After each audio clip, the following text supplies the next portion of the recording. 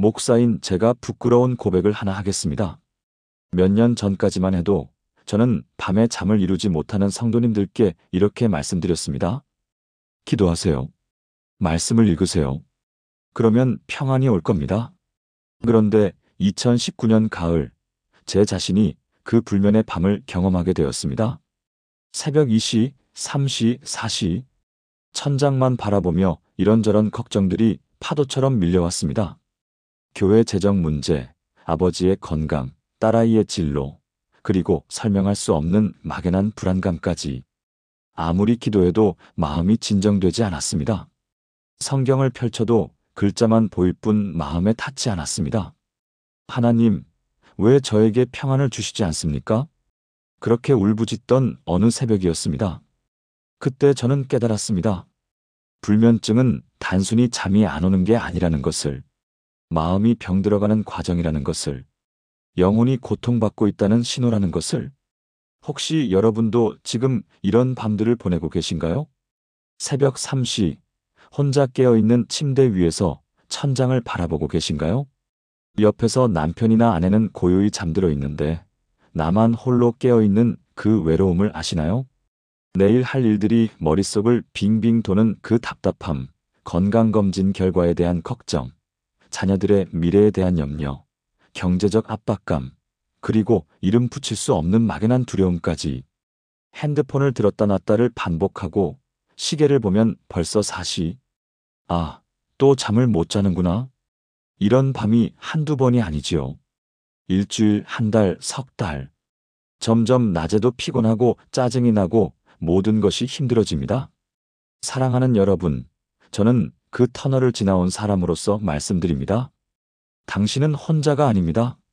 그리고 하나님은 당신의 그 불면의 밤을 알고 계십니다. 오늘 저는 그 어두운 밤을 지나며 제게 빛이 되어준 성경 말씀 30개를 여러분과 나누고자 합니다. 이 말씀들은 단순한 위로의 문구가 아닙니다. 실제로 제 불면의 밤을 평안의 밤으로 바꿔놓은 살아있는 하나님의 음성입니다. 그리고 지금도 수많은 성도님들이 이 말씀들로 밤마다 평안을 경험하고 계십니다. 7가지 주제로 나누어 하나씩 천천히 나누겠습니다. 서두르지 마시고 마음 깊이 새기시면서 함께 가시길 바랍니다. 해시태그 첫 번째, 하나님의 보호 아래 누리는 평안한 잠. 여러분은 밤에 잠들기 전 무슨 생각을 하시나요? 많은 분들이 내일은 어떻게 될까? 이 문제는 어떻게 해결하지? 혹시 나쁜 일이 생기는 건 아닐까? 그 같은 걱정으로 가득 차 있습니다. 특히 나이가 들수록 밤이 두려워지는 분들이 많으십니다. 건강 문제, 경제 문제, 자녀 문제. 걱정거리는 끝이 없고 그 걱정들이 밤마다 우리를 괴롭힙니다. 그런데 성경은 이렇게 말씀하십니다. 내가 평안히 눕고 자기도 하리니 나를 안전히 살게 하시는 이는 오직 여호와이시니이다. 시편 4편 8절. 이 말씀을 보십시오. 평안히 눕고 자기도 하리니라고 했습니다. 이것은 단순한 희망사항이 아닙니다. 확실한 선포입니다. 다윗은 수많은 적들에게 쫓기며 목숨의 위협을 받던 상황에서도 이렇게 고백할 수 있었습니다. 왜 그랬을까요? 나를 안전히 살게 하시는 이는 오직 여호와이시니이다라는 확신이 있었기 때문입니다. 여러분, 우리의 안전과 보호는 우리 손에 있는 게 아닙니다. 우리가 아무리 걱정하고 계획해도 내일 일은 알 수 없습니다. 하지만 하나님은 아십니다. 그리고 그분이 우리를 안전히 지키신다는 약속을 하셨습니다. 또 다른 놀라운 말씀이 있습니다. 지극히 높으신 이의 은밀한 곳에 거주하며 전능하신 이의 그늘 아래에 사는 자여.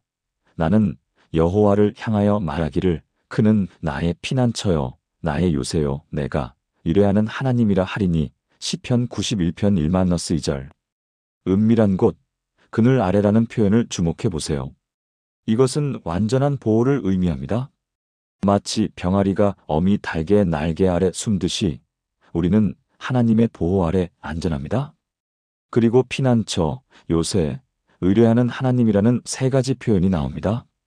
피난처는 위험에서 숨을 곳, 요새는 적의 공격을 막아주는 곳, 의뢰한다는 것은 완전히 맡긴다는 뜻입니다. 여러분, 오늘 밤 잠자리에 들 때 이 말씀을 떠올려 보세요. 하나님의 날개 아래, 그분의 요새 안에, 그분께 모든 것을 맡기고 누워있는 자신을 상상해 보세요. 제가 아는 대구에 사시는 박영숙 집사님 64세이 계십니다. 2년 전 남편이 갑자기 뇌졸중으로 쓰러지셨습니다. 다행히 생명은 건졌지만 반신마비가 왔고 긴 재활 치료가 시작되었습니다. 집사님은 낮에는 남편을 간병하고 밤에는 걱정으로 잠을 이루지 못했습니다. 내일은 어떻게 될까? 치료비는 어떻게 마련하지? 남편이 회복될 수 있을까? 그렇게 3개월을 보내며 집사님 자신도 심하게 지쳐갔습니다. 어느 날 새벽 너무 힘들어서 성경을 펼쳤는데 시편 4편 8절이 눈에 들어왔습니다. 내가 평안히 눕고 자기도 하리니. 처음에는 목사님, 솔직히 이게 제 상황에 무슨 소용이 있나 싶었어요. 너무 현실과 동떨어진 말 같았죠. 라고 하셨습니다. 하지만 그날부터 집사님은 매일 밤 잠들기 전 이 말씀을 소리내어 읽기 시작했습니다. 처음 일주일은 아무 변화가 없었습니다. 여전히 걱정이 밀려왔고 잠을 설쳤습니다. 그런데 2주째 되던 어느 밤 이상한 일이 일어났습니다. 말씀을 읽고 기도하는데 갑자기 눈물이 쏟아졌습니다. 하나님, 제가 모든 걸 혼자 감당하려고 했네요. 당신을 믿는다고 하면서도 실제로는 당신을 의지하지 않았어요. 그날 밤 집사님은 3개월 만에 처음으로 새벽까지 깊이 잠들었습니다. 그 후 한 달이 지나자 집사님의 얼굴에 평안이 돌아왔습니다. 남편의 상태는 여전히 느리게 호전되고 있었지만 집사님의 마음은 완전히 달라졌습니다. 목사님, 지금도 걱정이 밀려올 때가 있어요. 하지만 그때마다 나를 안전히 살게 하시는 이는 오직 여호와라는 말씀이 떠올라요. 그러면 마음이 진정돼요. 이것이 바로 하나님 말씀의 능력입니다. 상황이 바뀌지 않아도 우리 마음이 변화됩니다. 그리고 그 마음의 변화가 우리에게 평안한 잠을 선물합니다. 사랑하는 여러분, 지금 저와 함께 이렇게 기도해 보시겠습니까? 사랑하는 하나님 아버지, 오늘 밤 제가 하나님의 보호 아래 있음을 믿습니다. 하나님은 저의 피난처여 요새시며 제가 의뢰하는 하나님이십니다. 모든 걱정과 두려움을 하나님께 맡깁니다. 오늘 밤 평안히 눕고 안전히 잠들게 하소서. 나를 안전히 살게 하시는 이는 오직 여호와이심을 고백합니다. 예수님의 이름으로 기도합니다. 아멘. 이 기도를 오늘 밤부터 매일 잠들기 전에 드려보세요. 하나님은 반드시 여러분의 밤을 지키실 것입니다. 해시태그 2번째 두려움을 몰아내는 하나님의 약속. 여러분은 밤에 무엇이 가장 두려우신가요? 어떤 분들은 건강에 대한 두려움이 있습니다. 혹시 큰 병이 있는 건 아닐까? 어떤 분들은 경제적 두려움이 있습니다. 노후 준비가 충분하지 않은데 어떻게 하지? 어떤 분들은 자녀에 대한 두려움이 있습니다. 아이들이 이 험한 세상에서 잘 살 수 있을까? 그리고 어떤 분들은 이름 붙일 수 없는 막연한 두려움에 시달립니다. 뭔가 나쁜 일이 생길 것 같아. 이런 두려움들이 밤마다 우리를 괴롭힙니다. 그런데 성경에는 놀라운 말씀이 있습니다. 두려워하지 말라. 내가 너와 함께함이라. 놀라지 말라. 나는 내 하나님이 됨이라. 내가 너를 굳세게 하리라. 참으로 너를 도와주리라. 참으로 나의 이로운 오른손으로 너를 붙들리라. 이사야 41편 10절. 이 말씀을 천천히 다시 읽어보세요. 여기에 무려 5가지 약속이 담겨 있습니다. 첫째, 내가 너와 함께함이라. 당신은 혼자가 아닙니다. 둘째, 나는 내 하나님이 됨이라. 전능하신 하나님이 당신의 하나님이십니다. 셋째, 내가 너를 굳세게 하리라. 무너진 당신을 다시 일으켜 세우십니다. 넷째, 참으로 너를 도와주리라. 구체적인 도움을 주십니다. 다섯째, 나의 의로운 오른손으로 너를 붙들리라. 절대 놓지 않으십니다. 여러분, 참으로라는 단어가 2번이나 반복되는 것을 보셨나요? 이것은 하나님의 강력한 확신의 표현입니다. 정말로 확실히 틀림없이라는 뜻입니다. 하나님은 당신의 두려움을 아십니다.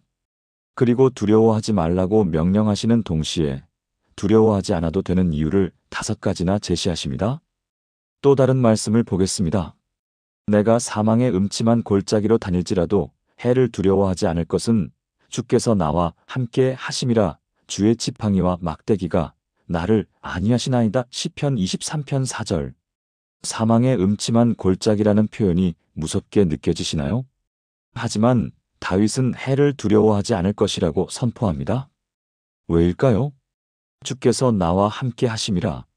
여러분, 두려움의 반대말은 용기가 아닙니다. 두려움의 반대말은 하나님이 함께 하심입니다. 우리가 용감해서 두려워하지 않는 게 아니라 하나님이 함께 하시기에 두려워할 이유가 없는 것입니다. 인천에 사시는 최미경 권사님 58세의 이야기를 나누고 싶습니다. 2년 전 권사님은 건강검진에서 유방에 혹이 발견되었습니다. 조직 검사 결과를 기다리는 2주가 지옥 같았다고 하셨습니다. 밤마다 최악의 상황을 상상했습니다. 암이면 어떡하지? 수술해야 하나? 항암 치료는? 아이들은 어떻게 하지? 남편과 자녀들 앞에서는 괜찮은 척했지만 혼자 있을 때면 눈물이 쏟아졌습니다. 특히 밤에 잠을 이루지 못하고 새벽까지 두려움에 떨었습니다. 어느 날 새벽 4시 너무 힘들어서 성경을 펼쳤는데 이사야 41장 10절이 눈에 들어왔습니다. 두려워하지 말라. 내가 너와 함께함이라. 권사님은 이 말씀을 소리내어 읽고 또 읽었습니다. 처음에는 그냥 글자였습니다. 하지만 계속 읽다 보니 어느 순간 말씀이 마음에 와닿기 시작했습니다. 아, 하나님이 나와 함께 계시구나. 내가 혼자가 아니구나. 그날부터 권사님은 이 말씀을 하루에 수십 번씩 암송했습니다. 두려움이 밀려올 때마다 두려워하지 말라. 내가 너와 함께 함이라를 반복했습니다. 신기하게도 2-3일이 지나자 마음에 평안이 찾아왔습니다. 결과가 어떻게 나오든 하나님이 함께 하시면 괜찮겠다는 확신이 생겼습니다. 결과는 다행히 양성이었습니다. 하지만 권사님이 제게 하신 말씀이 인상 깊었습니다. 목사님, 결과를 기다리는 그 2주가 제 신앙의 전환점이었어요. 전에는 하나님을 머리로만 믿었는데 그때 가슴으로 경험했어요. 두려움 한가운데서 하나님의 평안을 느꼈거든요. 지금도 권사님은 어려운 일이 생길 때마다 이사야 41장 10절을 암송하신다고 합니다. 그리고 그 말씀이 매번 그분을 붙들어준다고 고백하십니다. 여러분도 지금 어떤 두려움과 싸우고 계신가요? 그 두려움의 이름이 무엇이든 하나님은 두려워하지 말라고 말씀하십니다. 그리고 당신을 절대 혼자 두지 않으시겠다고 약속하십니다. 사랑하는 여러분, 저와 함께 기도하시겠습니까? 전능하신 하나님 아버지, 제 마음속 두려움을 아십니다. 때로는 두려움이 저를 짓누르고 밤잠을 빼앗아갑니다. 하지만 오늘 이 말씀을 붙잡습니다. 두려워하지 말라. 주님이 나와 함께 하십니다. 주님은 나의 하나님이시며 나를 굳세게 하시고 도와주시고 붙들어 주십니다. 사망의 음침한 골짜기를 지날지라도 주님이 함께 하시니 해를 두려워하지 않겠습니다. 모든 두려움을 주님께 맡기고 주님의 평안을 받습니다. 예수님의 이름으로 기도합니다. 아멘. 오늘 밤 이 기도를 드리고 평안히 잠드시길 바랍니다. 해시태그 세 번째 염려를 하나님께 맡기는 지혜. 여러분의 머릿속은 지금 얼마나 복잡하신가요? 염려거리를 세어보면 끝이 없을 것입니다. 큰 일부터 작은 일까지, 중요한 것부터 사소한 것까지 모든 것이 우리를 짓누릅니다. 그리고 이 염려들이 밤에 더 크게 느껴지지요. 낮에는 바쁘게 지내며 잊고 있다가 밤에 조용히 누우면 모든 염려가 한꺼번에 밀려옵니다. 예수님은 이런 우리를 아시고 이렇게 말씀하셨습니다. 그러므로 내가 너희에게 이르노니 목숨을 위하여 무엇을 먹을까, 무엇을 마실까, 몸을 위하여 무엇을 입을까 염려하지 말라. 목숨이 음식보다 중하지 아니하며 몸이 의복보다 중하지 아니하냐. 마태복음 6장 25절. 염려하지 말라는 것은 무책임하게 살라는 뜻이 아닙니다. 오히려 우선순위를 바르게 두라는 뜻입니다. 목숨이 음식보다 중요하고 몸이 옷보다 중요합니다. 마찬가지로 하나님이 우리 삶의 모든 것보다 중요합니다. 하나님이 우리 목숨을 주셨다면 그 목숨을 유지할 음식도 주실 것입니다. 하나님이 우리 몸을 만드셨다면 그 몸을 입힐 옷도 주실 것입니다. 그 다음 구절이 더 놀랍습니다. 공중의 새를 보라 심지도 않고 거두지도 않고 창고에 모아들이지도 아니하되 너희 하늘 아버지께서 기르시나니 너희는 이것들보다 귀하지 아니하냐. 마태복음 6장 26절. 새들은 내일 걱정을 하지 않습니다. 하지만 하나님은 그들을 먹이십니다.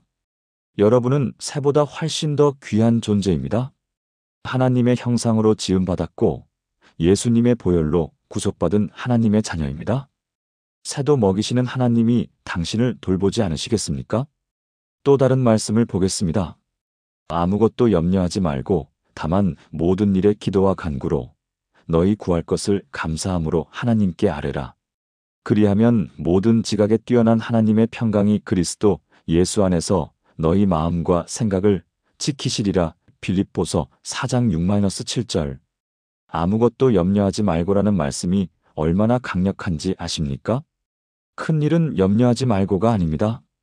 아무것도, 즉 모든 것을 염려하지 말라는 것입니다. 대신 무엇을 하라고 하셨나요?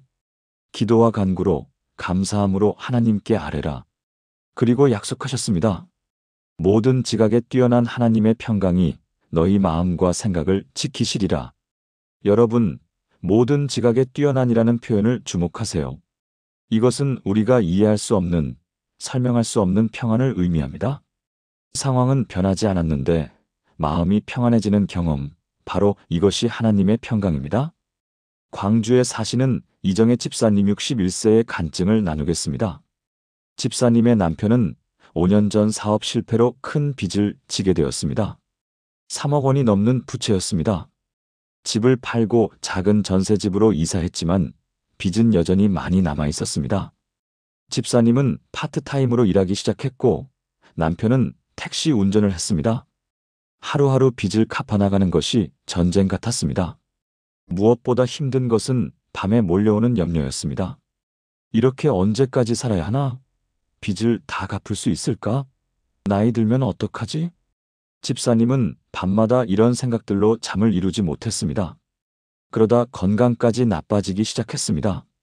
불면증, 우울증, 소화불량. 병원에 가니 의사가 말했습니다. 스트레스를 줄이셔야 합니다. 이렇게 계속 가시면 큰 병이 올 수 있어요. 하지만 어떻게 스트레스를 줄일 수 있을까요? 상황은 여전히 어려운데. 어느 주일 교회에서 빌립보서 4장 6-7절 말씀으로 설교가 있었습니다. 아무것도 염려하지 말고. 집사님은 그 말씀이 마음에 와닿았습니다. 그날부터 매일 밤 잠들기 전 하루의 모든 염려를 종이에 적기 시작했습니다. 빚 걱정, 건강 걱정, 노후 걱정, 자녀 걱정, 모든 것을 솔직하게 적었습니다. 그리고 그 종이를 들고 하나님께 기도했습니다. 하나님, 이 모든 것을 당신께 맡깁니다. 제가 염려해서 해결될 일이 아닙니다. 당신이 도와주셔야 합니다. 감사함으로 이 모든 것을 아뢰옵니다. 처음에는 형식적으로 느껴졌습니다. 하지만 2주, 3주가 지나자 신기한 일이 일어났습니다. 여전히 빚은 있고 상황은 어려웠지만 마음의 평안이 찾아왔습니다. 밤에 염려가 밀려와도 이미 하나님께 맡겼어라고 생각하니 마음이 놓였습니다. 그리고 한 달쯤 지나자 잠을 잘 자기 시작했습니다. 6개월 후 집사님은 건강검진에서 모든 수치가 정상으로 돌아왔다는 결과를 받았습니다. 의사가 놀라며 물었습니다. 무슨 특별한 치료를 받으셨어요? 집사님은 웃으며 대답했습니다. 네, 하나님께 치료받았어요. 지금도 집사님 부부는 빚을 갚아가는 중입니다. 하지만 집사님의 얼굴에는 평안이 있습니다. 목사님, 전에는 염려가 저를 지배했는데 이제는 제가 염려를 하나님께 맡기는 법을 배웠어요. 상황은 천천히 좋아지고 있지만 제 마음은 이미 자유로워졌어요. 여러분, 염려를 내려놓는 것은 무책임한 게 아닙니다. 오히려 더 큰 책임자이신 하나님께 맡기는 지혜입니다. 사랑하는 여러분, 함께 기도하시겠습니까? 사랑의 하나님 아버지, 제 마음에 너무 많은 염려가 있습니다. 큰 것부터 작은 것까지 모든 것이 저를 짓누릅니다. 하지만 오늘 주님의 말씀을 붙잡습니다. 아무것도 염려하지 말라고 하셨습니다. 지금 이 순간 제 모든 염려를 주님께 맡깁니다. 경제 문제, 건강 문제, 가족 문제, 미래에 대한 불안. 이 모든 것을 기도와 간구로 감사함으로 주님께 아뢰옵니다. 모든 지각에 뛰어난 주님의 평강이 제 마음과 생각을 지켜주시길 믿습니다. 예수님의 이름으로 기도합니다. 아멘. 오늘 밤부터 여러분의 염려를 하나하나 하나님께 맡기시길 바랍니다. 해시태그 네 번째 하나님께 온전히 의탁하는 믿음. 여러분은 혼자 힘으로 모든 것을 해결하려고 애쓰고 계신가요? 많은 분들이 이렇게 살아갑니다. 내가 해야지, 누가 해주겠어? 내가 버텨야지, 누가 날 도와줘? 특히 나이가 들수록 더 많은 것을 혼자 감당해야 한다고 느낍니다. 자녀들은 독립했고, 배우자는 바쁘고, 친구들도 각자 자기 일로 힘들어합니다. 그래서 모든 것을 혼자 짊어지고 갑니다. 그리고 그 무게가 밤에 우리를 짓누릅니다. 하지만 성경은 이렇게 말씀하십니다. 내 짐을 여호와께 맡기라. 그가 너를 붙드시고 의인의 요동함을 영원히 허락하지 아니하시리로다. 시편 55편 22절. 내 짐을 여호와께 맡기라. 이것은 제안이 아니라 명령입니다. 우리가 짐을 혼자 지고 가는 것이 미덕이 아닙니다. 오히려 하나님께 맡기지 않는 것이 교만입니다. 그가 너를 붙드시고라는 약속을 보세요. 하나님은 우리를 붙드십니다. 우리가 넘어지지 않도록, 무너지지 않도록, 계속 가도록 붙들어 주십니다. 또 다른 놀라운 말씀이 있습니다. 너는 마음을 다하여 여호와를 신뢰하고 내 명철을 의지하지 말라. 너는 범사에 그를 인정하라. 그리하면 내 길을 지도하시리라. 잠언 3장 5-6절. 마음을 다하여 신뢰하라고 하셨습니다. 반쯤이 아니라 완전히 70%가 아니라 100% 마음을 다하여 신뢰하라는 것입니다. 그리고 내 명철을 의지하지 말라고 하셨습니다. 우리의 지혜와 판단력을 의지하지 말라는 뜻입니다. 왜일까요? 우리의 명철은 제한적이기 때문입니다. 우리는 오늘만 볼 수 있지만 하나님은 영혼을 보십니다. 우리는 부분만 알지만 하나님은 전체를 아십니다. 범사에 그를 인정하라는 것은 모든 일에 하나님을 먼저 생각하라는 뜻입니다. 그러면 내 길을 지도하시리라는 약속이 있습니다. 여러분, 우리가 길을 헤매는 이유는 우리가 스스로 길을 만들려고 하기 때문입니다. 하지만 하나님께 맡기면 하나님이 길을 지도하십니다. 대전에 사시는 김미숙 권사님 66세의 이야기를 들려드리겠습니다. 권사님은 평생 성실하게 살아온 분입니다. 남편과 함께 작은 식당을 운영하며 세 자녀를 키웠습니다. 자녀들은 모두 대학을 졸업하고 취직했고 손주들도 태어났습니다. 겉으로 보기에는 성공한 인생이었습니다. 하지만 권사님은 항상 불안했습니다. 나이가 들어서 식당 일을 못하면 어떡하지? 노후 자금이 충분할까? 자녀들에게 짐이 되면 어떡하지? 밤마다 이런 생각들로 잠을 설쳤습니다. 그리고 모든 것을 자기 힘으로 해결하려고 애썼습니다. 돈을 더 벌기 위해 새벽부터 밤늦게까지 일했고 저축을 늘리기 위해 자신에게 쓰는 돈을 최소화했습니다. 하지만 아무리 애써도 불안은 사라지지 않았습니다. 오히려 나이가 들수록 더 심해졌습니다. 그러다 3년 전 권사님은 건강에 문제가 생겼습니다. 과로로 인한 극심한 스트레스성 위염이었습니다. 의사는 휴식이 필요하다고 했지만 권사님은 쉴 수가 없었습니다. 쉬면 수입이 줄어드는데 어떻게 쉬어? 결국 증상은 더 악화되었고 권사님은 병원에 입원하게 되었습니다. 병실에서 누워있는 동안 권사님은 깊이 생각했습니다. 나는 왜 이렇게 사는 걸까? 무엇을 위해 이렇게 애쓰는 걸까? 그때 같은 병실에 있던 한 권사님이 성경을 읽고 있었습니다. 그분이 읽는 말씀이 들려왔습니다. 내 짐을 여호와께 맡기라. 김미숙 권사님은 그 말씀에 충격을 받았습니다. 내가 평생 하나님을 믿는다고 하면서도 실제로는 하나님께 맡긴 적이 없구나. 병원에서 퇴원한 후 권사님은 삶의 방식을 바꾸기 시작했습니다. 매일 아침 기도하며 그날의 일정과 계획을 하나님께 맡겼습니다. 하나님, 오늘 하루를 당신께 맡깁니다. 제가 할 수 있는 만큼 최선을 다하겠지만 결과는 당신께 맡깁니다. 저녁에는 하루를 돌아보며 감사 기도를 드렸습니다. 하나님, 오늘도 저를 지켜주시고 인도해 주셔서 감사합니다. 신기한 일이 일어났습니다. 일하는 시간은 줄었는데 수입은 크게 줄지 않았습니다. 오히려 권사님의 건강이 회복되니 더 효율적으로 일할 수 있었습니다.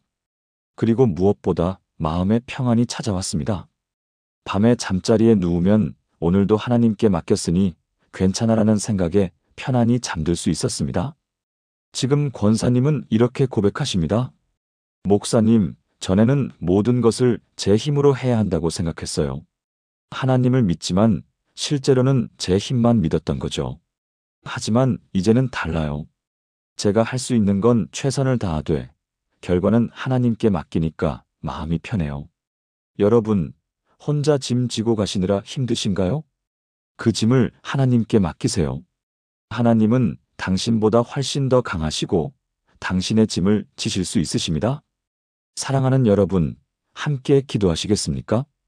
전능하신 하나님 아버지, 제가 혼자 너무 많은 것을 짊어지고 있었습니다. 주님을 믿는다고 하면서도 실제로는 제 힘만 의지했습니다. 오늘 이 순간 제 모든 짐을 주님께 맡깁니다.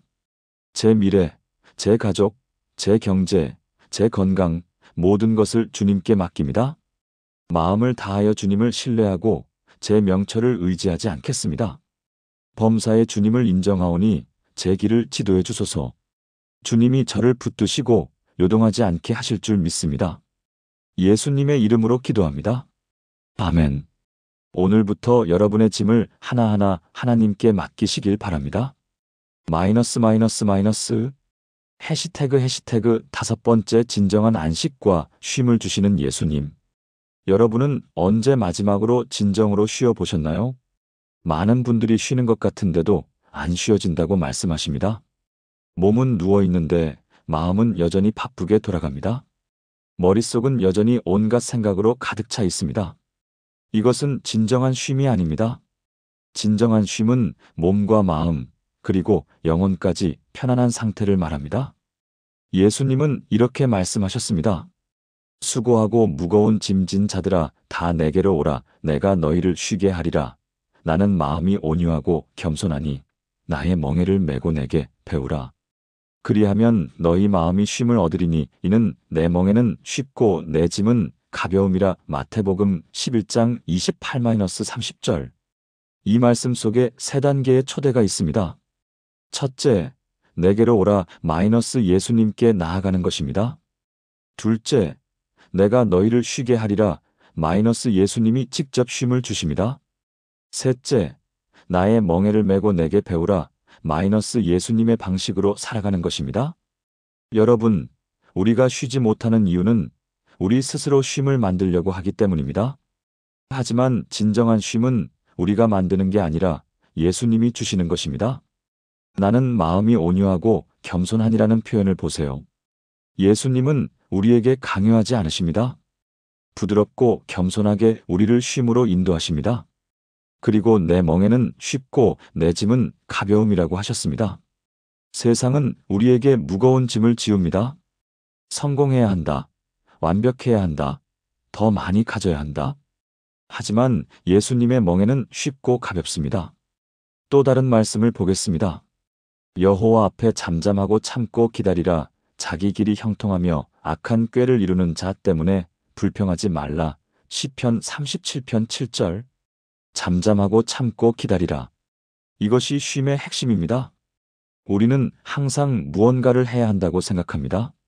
하지만 때로는 잠잠히 있는 것이 필요합니다. 하나님 앞에서 조용히 멈추고 참고 기다리는 것입니다. 부산에 사시는 정순례 집사님 69세의 간증을 나누겠습니다. 집사님은 평생 쉬지 않고 살아온 분입니다. 젊었을 때는 자녀들 뒷바라지하느라 바빴고 자녀들이 독립한 후에는 손주들을 돌보느라 바빴습니다. 할머니, 내가 쉴 수 있는 게 언제야? 라고 농담처럼 말씀하시곤 했습니다. 하지만 정말 쉴 수가 없었습니다. 몸이 피곤해서 누워도 마음이 바쁘게 돌아갔습니다. 내일은 뭘 해야 하지? 손주들 학원 시간은? 저녁은 뭘 준비하지? 밤에도 마찬가지였습니다. 잠자리에 누워도 하루 동안 있었던 일들이 머릿속을 맴돌았습니다. 아, 그것도 해야 했는데. 내일은 꼭 해야지. 그렇게 몇 년을 보내니 건강이 나빠지기 시작했습니다. 만성피로, 두통, 소화불량, 불면증. 병원에서는 과로라는 진단을 내렸습니다. 의사가 말했습니다. 쉬셔야 합니다. 정말로 쉬지 않으시면 큰일 납니다. 하지만 집사님은 어떻게 쉬어야 할지 몰랐습니다. 쉬는 방법을 잊어버린 것입니다. 어느 날 교회 수련회에 참석했습니다. 강사 목사님이 마태복음 11장 28절을 가지고 설교했습니다.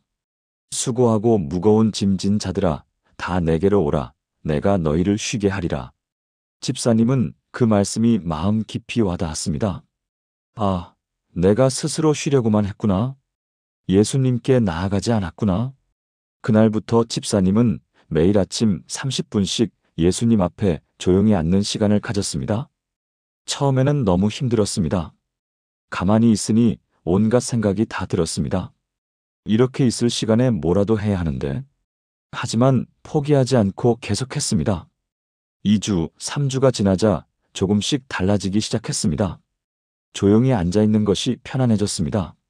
하나님의 임재를 느낄 수 있었습니다. 그리고 그 30분이 하루 중 가장 소중한 시간이 되었습니다. 한 달쯤 지나자 신기한 일이 일어났습니다. 밤에 잠을 잘 자기 시작했습니다. 잠자리에 누우면 오늘도 예수님 안에서 쉬었으니 이제 몸도 쉬어야지라는 생각에 편안히 잠들 수 있었습니다. 3개월 후 집사님의 건강은 눈에 띄게 좋아졌습니다. 만성 피로가 사라지고 두통도 줄어들고 소화도 잘 되었습니다. 무엇보다 얼굴에 평안함이 있었습니다. 지금도 집사님은 매일 아침 예수님 앞에서 쉼을 누리십니다. 목사님, 전에는 쉬는 게 죄 짓는 것처럼 느껴졌어요. 뭐라도 해야 할 것 같았죠. 하지만 이제는 알아요. 진정한 쉼은 예수님 안에 있다는 것을요. 여러분, 몸은 쉬는데 마음은 쉬지 못하고 계신가요? 예수님께 나아가세요. 그분이 진정한 쉼을 주실 것입니다. 사랑하는 여러분, 함께 기도하시겠습니까? 사랑하는 예수님, 저는 수고하고 무거운 짐 진 자입니다. 쉬려고 애쓰지만 진정한 쉼을 얻지 못하고 있습니다. 오늘 주님의 초대에 응답합니다. 주님께로 나아갑니다. 주님이 저를 쉬게 하실 줄 믿습니다. 주님의 멍에를 메고 주님께 배우기 원합니다. 주님의 멍에는 쉽고 주님의 짐은 가벼움을 믿습니다. 주님 앞에 잠잠하고 참고 기다리며 진정한 쉼을 누리게 하소서. 예수님의 이름으로 기도합니다. 아멘. 오늘 밤 예수님 안에서 진정한 쉼을 누리시길 바랍니다. 해시태그 6번째 새 힘을 주시고 소망으로 채우시는 하나님. 여러분은 지금 얼마나 지쳐 계신가요? 때로는 너무 지쳐서 내일을 기대할 힘조차 없을 때가 있습니다. 내일도 오늘 같을 텐데 뭐. 아무것도 변하지 않을 텐데 뭐. 이런 생각이 들 때 우리는 잠자리에 누워도 희망이 보이지 않습니다. 하지만 성경은 놀라운 약속을 하고 있습니다. 오직 여호와를 앙망하는 자는 새 힘을 얻으리니 독수리가 날개치며 올라감 같을 것이요. 다른 박질하여도 곤비하지 아니하겠고 걸어가도 피곤하지 아니하리로다. 이사야 40편 31절. 오직 여호와를 앙망하는 자는, 앙망한다는 것은 위를 바라본다는 뜻입니다. 우리의 상황이 아니라 하나님을 바라보는 것입니다. 우리의 힘이 아니라 하나님의 능력을 기대하는 것입니다. 그러면 어떻게 됩니까? 새 힘을 얻으리니. 여기서 새라는 단어가 중요합니다. 예전에 있던 힘을 회복하는 게 아니라 완전히 새로운 힘을 받는 것입니다. 독수리가 날개치며 올라감 같을 것이요. 독수리는 높이 날아오를 수 있는 새입니다. 지쳐서 땅에 엎드린 것 같은 우리를 하나님은 독수리처럼 높이 올려주십니다. 다른 박질하여도 곤비하지 아니하겠고 걸어가도 피곤하지 아니하리로다. 이것은 단순히 체력이 좋아진다는 뜻이 아닙니다. 하나님의 힘으로 살아갈 때 지치지 않는다는 영적 진리입니다. 또 다른 말씀을 보겠습니다. 하나님은 우리의 피난처시요 힘이시니 환난 중에 만날 큰 도움이시라. 시편 46편 1절. 환난 중에 만날 큰 도움이시라.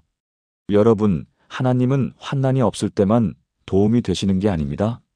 오히려 환난 중에 가장 어려울 때 큰 도움이 되십니다. 그리고 또 다른 놀라운 약속이 있습니다.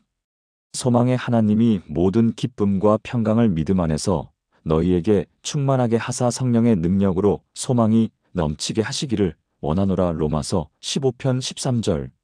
소망의 하나님. 하나님 자체가 우리의 소망이십니다.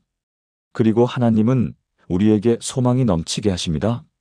조금이 아니라 넘치도록 가득하도록 소망을 주십니다. 울산에 사시는 박경희 권사님 63세의 간증을 들려드리겠습니다. 권사님은 5년 전 남편을 잃었습니다.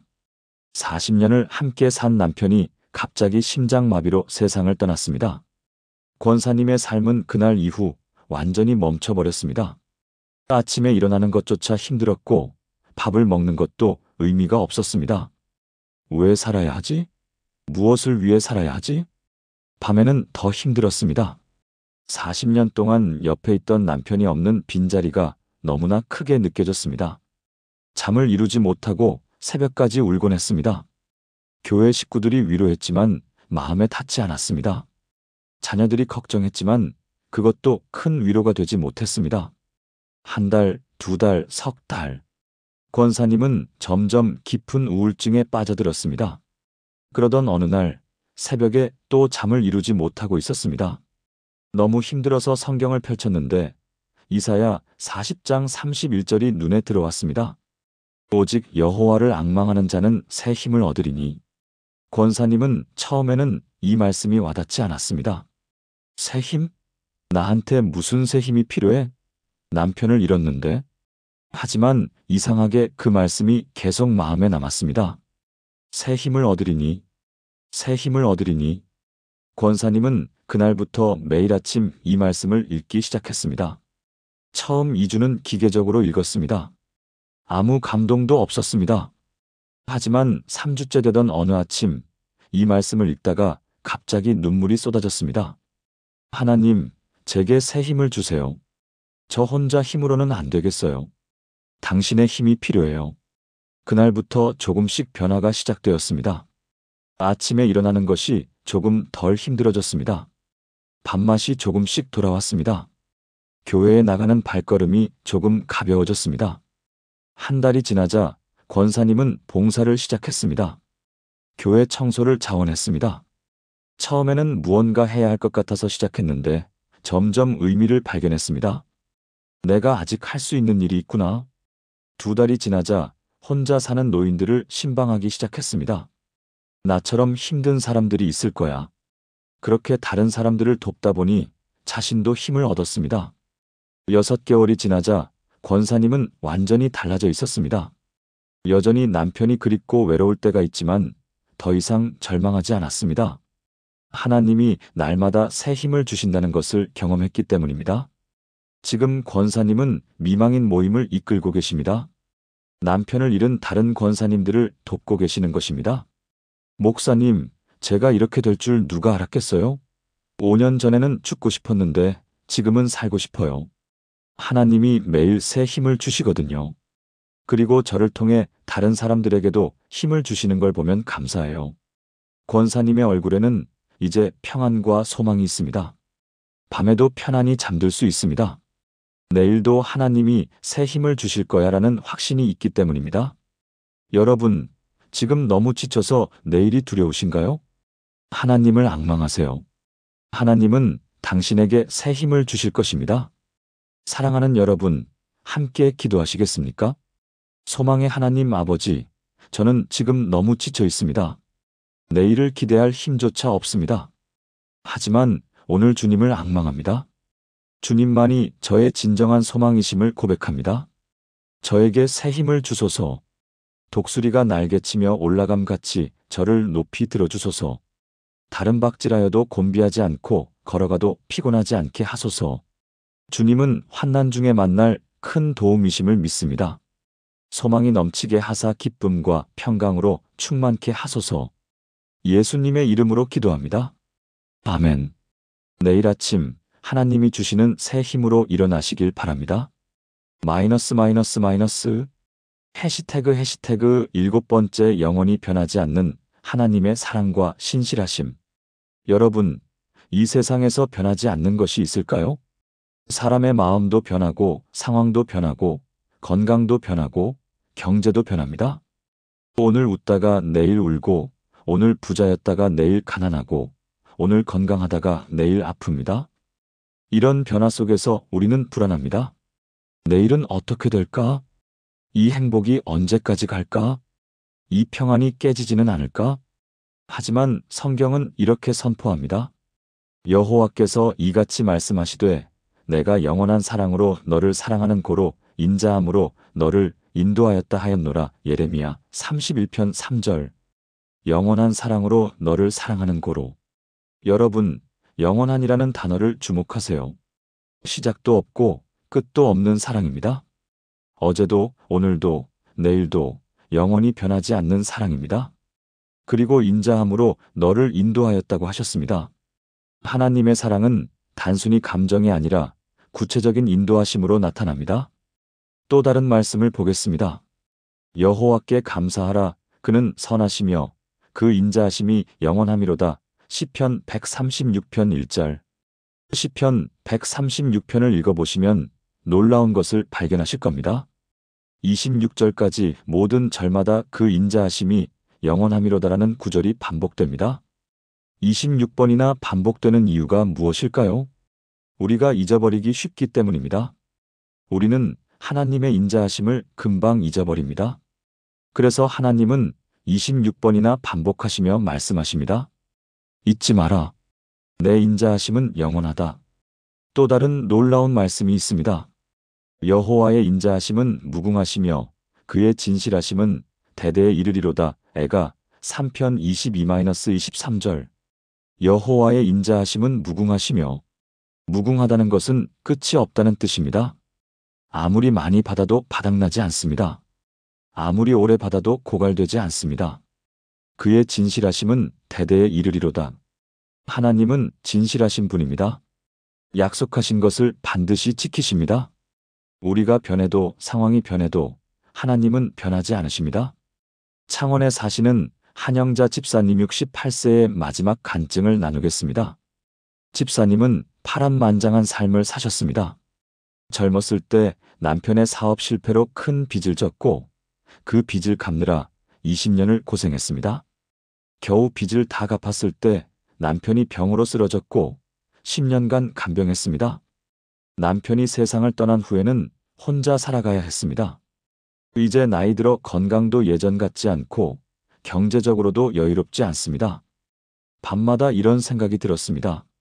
내 인생은 왜 이렇게 힘들었을까? 하나님은 정말 나를 사랑하시는 걸까?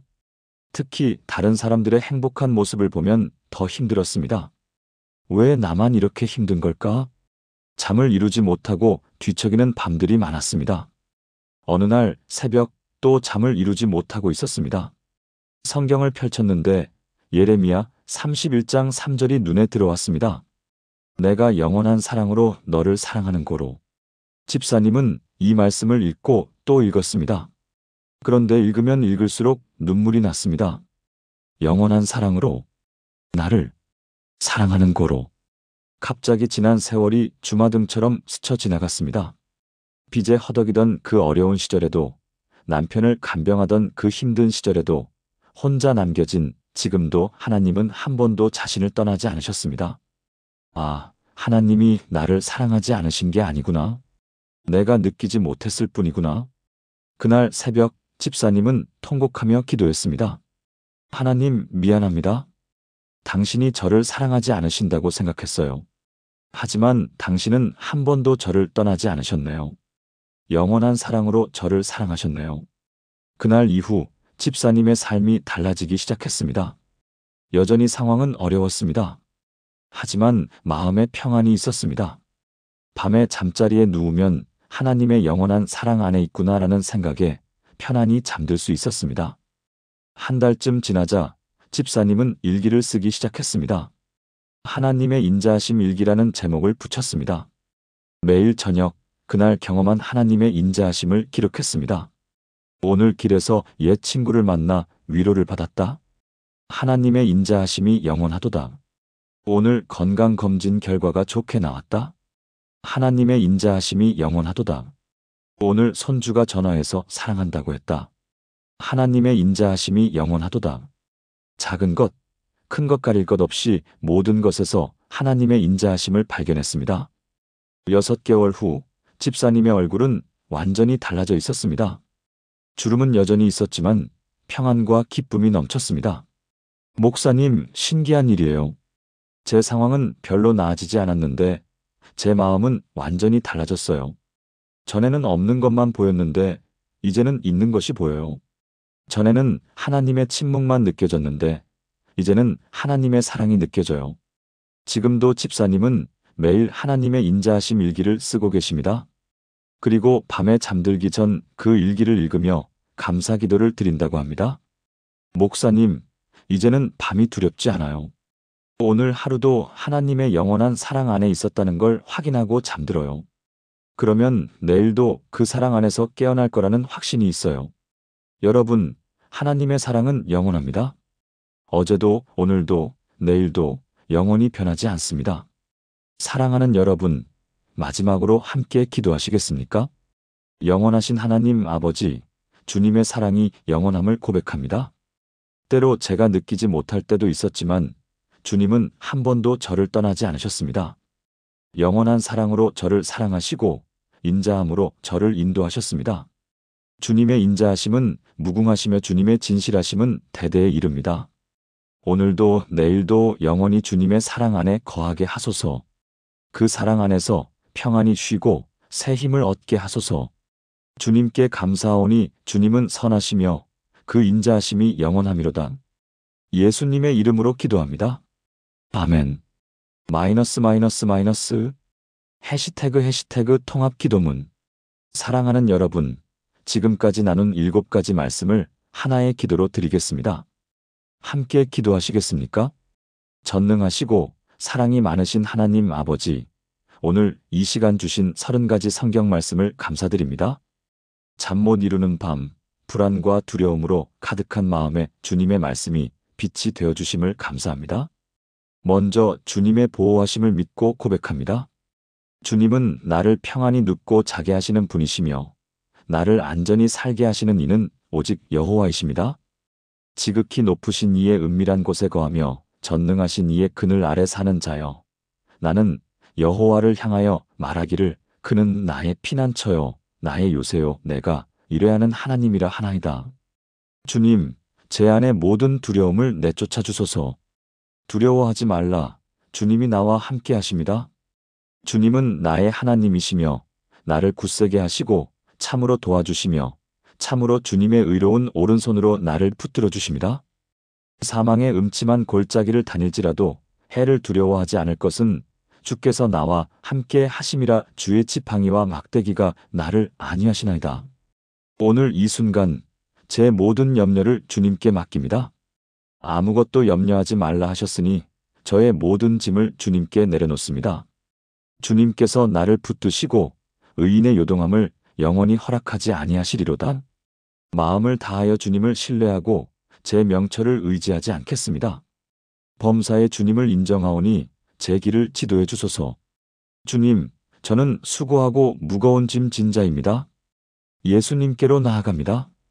주님이 저를 쉬게 하실 줄 믿습니다.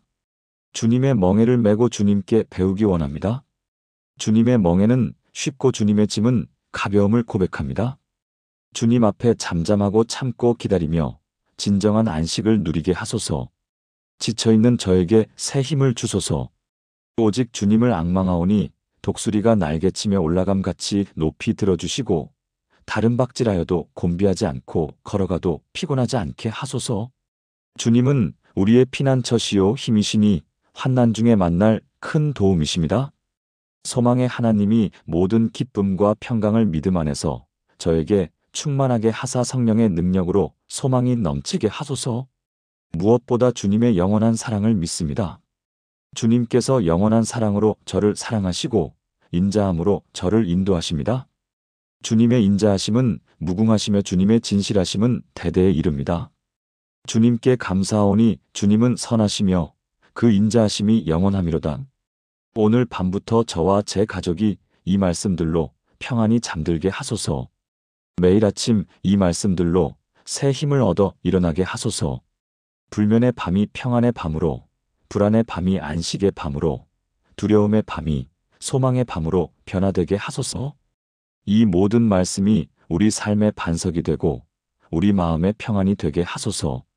지금 이 순간에도 잠 못 이루는 밤을 보내고 있는 모든 성도들에게 주님의 평안을 부어주소서. 살아계신 예수 그리스도의 이름으로 기도합니다. 아멘. 해시태그 마무리. 사랑하는 여러분, 지금까지 잠 못 이루는 밤 마음을 편안하게 하는 성경 말씀 30선을 7가지 주제로 나누어 함께 나누었습니다. 첫째, 하나님의 보호 아래 누리는 평안한 잠. 둘째, 두려움을 몰아내는 하나님의 약속. 셋째, 염려를 하나님께 맡기는 지혜. 넷째, 하나님께 온전히 의탁하는 믿음. 다섯째, 진정한 안식과 쉼을 주시는 예수님. 여섯째, 새 힘을 주시고 소망으로 채우시는 하나님. 일곱째, 영원히 변하지 않는 하나님의 사랑과 신실하심. 이 7가지가 여러분의 밤을 지키는 든든한 기둥이 되기를 바랍니다. 제가 처음 고백했던 것처럼 저도 불면의 밤을 경험했던 사람입니다. 하지만 이 말씀들이 제 밤을 평안의 밤으로 바꿔놓았습니다. 그리고 지금도 수많은 성도님들이 이 말씀들로 매일 밤 평안을 누리고 계십니다. 여러분도 오늘 밤부터 이 말씀들을 하나씩 적용해 보시길 바랍니다. 한꺼번에 다 하려고 하지 마시고 오늘은 한 가지 말씀을 붙잡고 내일은 또 다른 말씀을 붙잡는 것입니다. 말씀을 소리내어 읽고 암송하고 묵상하고 기도하세요. 처음에는 잘 안 될 수도 있습니다. 하지만 포기하지 마세요. 말씀은 살아있고 운동력이 있어서 반드시 여러분의 마음에 역사하실 것입니다. 그리고 어느 날 밤 여러분은 깨달으실 겁니다. 아, 오늘 밤은 편안하네. 오랜만에 잠이 잘 오네. 그것이 바로 하나님의 평안입니다. 상황이 변하지 않았는데도 마음이 편안해지는 것. 그것이 바로 모든 지각에 뛰어난 하나님의 평강입니다. 마지막으로 여러분께 부탁드립니다. 오늘 이 말씀이 여러분의 마음에 닿았다면 좋아요 버튼을 눌러주시고 아래 댓글란에 아멘이라고 남겨주세요. 그리고 여러분 주변에도 잠 못 이루는 밤으로 힘들어하는 분들이 많으실 겁니다. 그분들과 이 영상을 공유해주세요. 더 많은 분들이 하나님의 평안을 경험하실 수 있도록 함께 해주시길 부탁드립니다.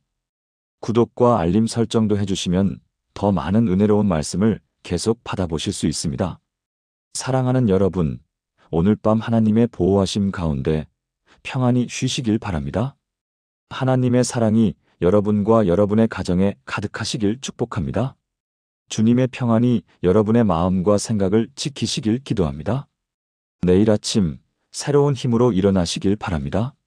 하나님이 함께 하시고 예수님의 은혜가 넘치시고 성령님의 평안이 항상 함께 하시길 축복합니다. 감사합니다. 안녕히 주무세요. 스크립트 끝. 글자 수 약 23,500자 공백 제외 기준. 완성되었습니다. 이제 이미지 프롬프트와 유튜브 영상 설명을 작성해 드릴까요?